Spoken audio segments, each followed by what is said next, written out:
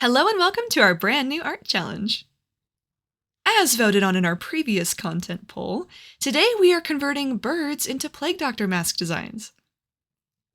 These Plague Doctor mask designs will be turned into characters and added into my video game in progress, The Plague of 2020. More on that later. For now, let's start with our first mask, which I decided to based on a turkey. I decided that the wearer of this mask would be the mayor of a town within the game. As is tradition, the first design in a series like this is the hardest for me to pin down. My idea for this character was to make him look bloated and overconfident, while at the same time always happy and seemingly carefree. I wanted to reflect this in the design by giving his mask a cheeky grin and bright colors. The challenge with making a town full of characters with masks covering their entire face is making them unique, expressive, and having them stand out from the other townsfolk. For the making him look different than the other townsfolk part, I wanted to give this character bright, patriotic colors and a hat that kind of reminds me of a mayor for some reason. For the making sure this mask looks like a turkey face part, I actually had some trouble.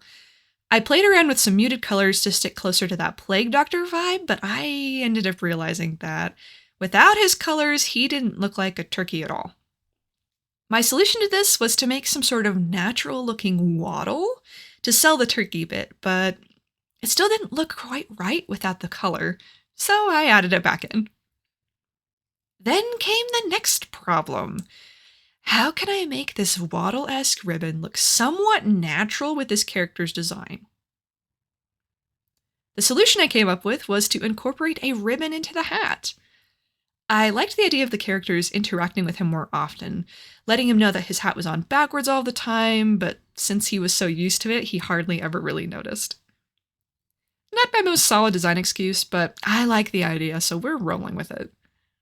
I think I'll give the mayor a wife, 2 or 3 children, and probably a dog.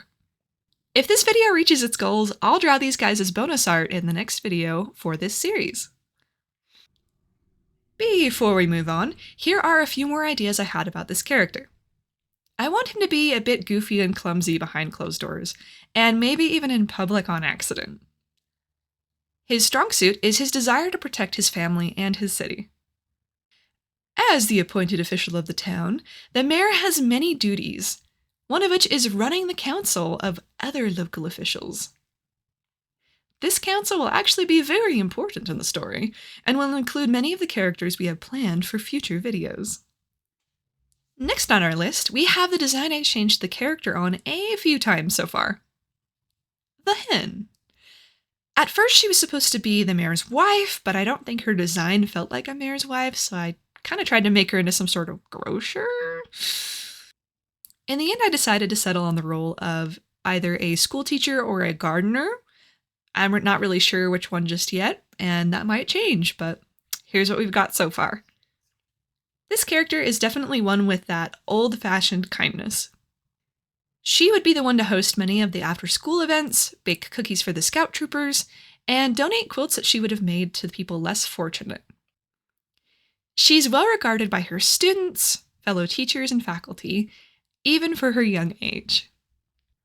I originally had a hard time with making this design look like a hen and not a swan or just another generic bird Plague Doctor mask. So, I did my best to define the features that were there, like the little patches on the cheeks and the waddles in a way that stayed true to a chicken without being too obvious that the design was based on a chicken. Because let's be honest here, who would actually just wear a chicken face around? I was originally going to add just like a little comb on the top of her mask, but I liked the idea of a bonnet, making her look more like my mental image of Henny Penny from the fairy tale, so I kind of just went with it. Some other thoughts for this character. She has a variety of farm birds like chickens, quail, turkeys, etc., as well as a few cats. She lives alone with her animals and is mostly content with this. In her spare time, she likes to snuggle up with a good book to read, a warm drink, and watch the chickadees scrounge around in her garden. I ended up liking two different sets of colors for this mask design, but in the end, I kind of decided to merge elements of both into the final design. It also took me a while to get her outfit right, but what do you think? Let me know in the comments down below, and while you're there, be sure to give this video a like, and don't forget to subscribe and hit the bell icon to see more great content just like this. Now, on to our last design for this video. Sometimes, as an artist, a design really doesn't go as planned. The heart and purpose of this piece was there, but sometimes an art piece kind of just resists going in a certain direction. And sometimes, especially if you're not being paid for it, you kind of gotta just let the brush flow. That was definitely the case for this penguin-inspired mask. This character was originally supposed to be some sort of priest or religious leader in the town originally. I did my best to mimic the style of religious leader attire to kind of make this design work, even going so far as to draw cross shapes and more of the outfit that I had originally intended to drive the idea home. But for some reason, I don't think this character looked like a priest. Honestly, I think he ended up looking more like a scientist or some sort of steampunk-inspired character than a religious leader. So I let go of the reins and let the character run in that direction. Even though at first he was supposed to be a crazy, science-obsessed young man, this character developed into a well-rounded lady with a passion for getting her hands dirty in the name of science. And I think I like that a lot better. She would often be unavailable to many of the other townspeople, as she prefers to be out in the wilds or on an expedition collecting samples and materials for her various experiments. She would be commonly revered as a bit of a strange character by the common townsfolk, only exchanging a few words with most people as needed before returning to either her lab, her home, or the woods. She would also be the person who invented the improved air filtration systems for the plague masks that everyone's wearing around, as well as the air purification devices in everybody's homes. This is necessary as the town has not only come under a mysterious illness, but the environment has also drastically changed. In the end, I feel like I really ended up nailing the penguin vibe with the colors I chose for this design, and the clothing ended up looking sleek and shapely, just as a penguin should be. I also loved the blue and orange colors I used, as I feel like they kind of made the piece pop. And no collector should be without their trinkets, so I made sure to load this character up to the brim. I like the idea of her name being Professor Arctis, or something very similar. This character was once a professor observing human effects on the North Pole. That's where she lived originally.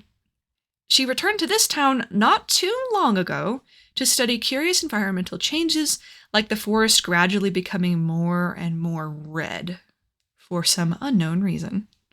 This character will also have plenty of quests for our main character.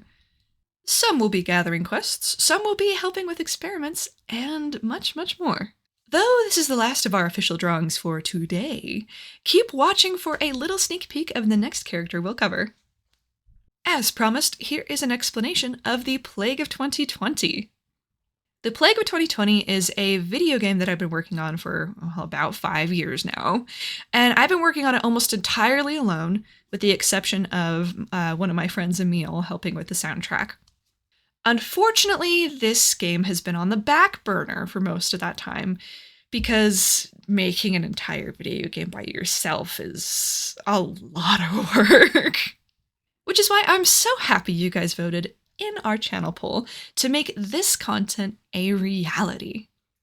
Unfortunately, making a video game almost entirely by yourself takes a lot of time, and because of this, it's kind of been on the back burner. Because of that, we haven't been able to make any new content until, well, today, and very recently.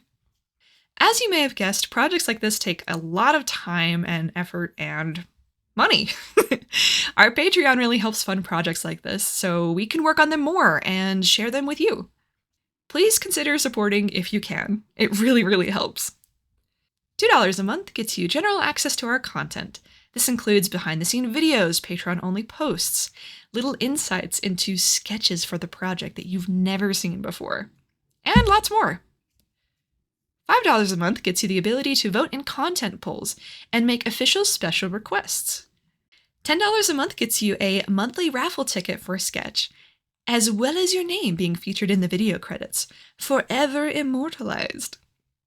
Links for my Patreon and all my other social media platforms will be in the description. You know, if you want to check them out, that'd be really nice. And that wraps up our video for today. For the next video in this series, I will be talking more about the town these characters will be in, and drawing the next 3 characters. When this video reaches 1,000 views, we will feature the mayor's wife, children, and maybe some other bonus art at the end of the next video. For a full list of our Treato goals, check out the description. That's it for this video. I can't wait to see you all again next time. Bye-bye for now.